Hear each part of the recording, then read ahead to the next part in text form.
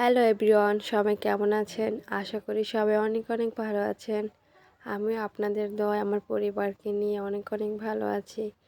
আজকে চলে আসলাম নতুন একটা ভিডিও নিয়ে। আজকের ভিডিওটা একেবারেই অন্যরকম। শীত তো চলেই এসেছে, বলা যায় শীত প্রায় শেষ। ডিসেম্বর গেলেই তো শীত শেষ হয়ে যাবে। আর শীতের পিঠা খেতে তো গ্রামের বাড়িতে যেতেই হবে।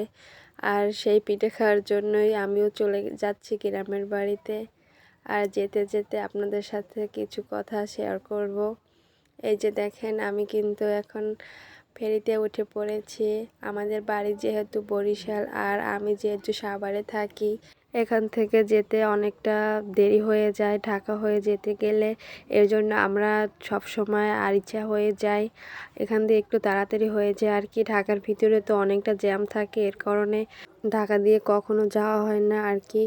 এখন কিন্তু আমরা ফেরিতে উঠে পড়েছি। ফেরিতে উঠলে তো অনেকটা ভয় লাগে। আমি তো সবসময় ফেরিতে উঠলে দোয়া দুরুদ পড়তে থাকি, আল্লাহ যেন ভালোভাবে ফেরিটা পার করতে দেয়। এখন কিন্তু আমরা প্রায় এপারে চলে এসেছি, আর বেশিক্ষণ লাগবে না।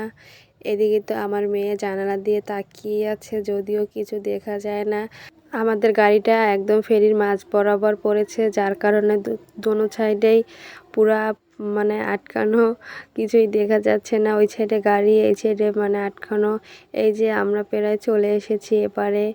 এখানে দেখেন কতগুলো শালিক বসে আছে, ওরা একটু ভয় পাচ্ছে না। দেখতে কিন্তু খুবই ভালো লাগছে, ওদের অভ্যাস হয়ে গেছে এরকম। প্রতিদিন তো ওরা কত হাজার হাজার গাড়ি দেখে এখানে বসে বসে, কত মানুষ দেখে, ওদের তাই একটু ভয় লাগে না। কি সুন্দর এখানে বসে আছে। এই যে একটা একটা করে গাড়ি যাচ্ছে, এখন কিন্তু আমাদের গাড়িটাও ছেড়ে যাবে। যাই হোক, ফেরিতে কিন্তু মোটামুটি ভালোই লাগে, যদি আর কি একটু নিচে নামা যায়। আমার মেয়ে তো ছোট, এর কারণে গাড়ি থেকে নিচে নামিনি, গাড়িতেই বসেছিলাম। এদিকে আমার পাশের সিটে একটা আপু ছিল, তার কাছে গিয়ে আমার মেয়ে বসে আছে। মনে হয় তাকে ও অনেক দিন ধরে চিনে।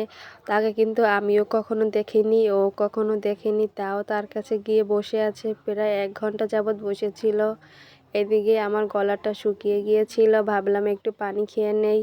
গাড়ি চলতি অবস্থায় কিন্তু পানি খাওয়া সম্ভব না, জাকিতে জাকিতে কিন্তু পানি পড়ে যায়। এই যে এটা কিন্তু ভাঙা, এই জায়গাটা কিন্তু খুবই সুন্দর। এখানে আসলে কিন্তু আমার খুবই ভালো লাগে, তাই ভাবলাম এখান থেকে একটু ভিডিও করে নেই আর আপনাদের সাথে শেয়ার করি। আমাদের বাড়ি যেহেতু বরিশাল, তাই এখান দিয়ে যেতে হয়। মন চায় গাড়িটা থামিয়ে এখান দিয়ে একটু ঘোরাফেরা করি, কিন্তু গাড়ি তো আর আমার জন্য থামাবে না। যাই হোক, গাড়িতে বসে উপভোগ করছি। এদিকে জানালার পাশে যেহেতু আমি বসেছিলাম, বাতাসে কিন্তু আমার হিজাবের অবস্থা খুবই খারাপ হয়ে গিয়েছিল। কিছু করার নেই, মোবাইল দিয়েই হিজাবটা ঠিক করে নিচ্ছিলাম। এখন প্রায় আমাদের বাড়ির কাছাকাছি চলে এসেছি, গাড়ি থেকে নামবো। এই তো গাড়ি থেকে নেমে কিন্তু আমি এখন একটা ভ্যান গাড়িতে উঠে পড়েছি। গ্রামে কিন্তু ভ্যান গাড়ি থাকে, ওটাই উঠে পড়েছি। গ্রামের পরিবেশটা কিন্তু খুবই সুন্দর। এই তো আমার বাড়ির কাছাকাছি চলে এসেছি, ওখানে আমার আপু দাঁড়িয়ে আছে। এখন কিন্তু আমি গাড়ি থেকে নামবো, এখন ব্যাগগুলো সব নামাবো, যেহেতু চলে এসেছি। আমার মেয়েকে তো আপু আগেই ওখান থেকে রেখে দিয়েছে।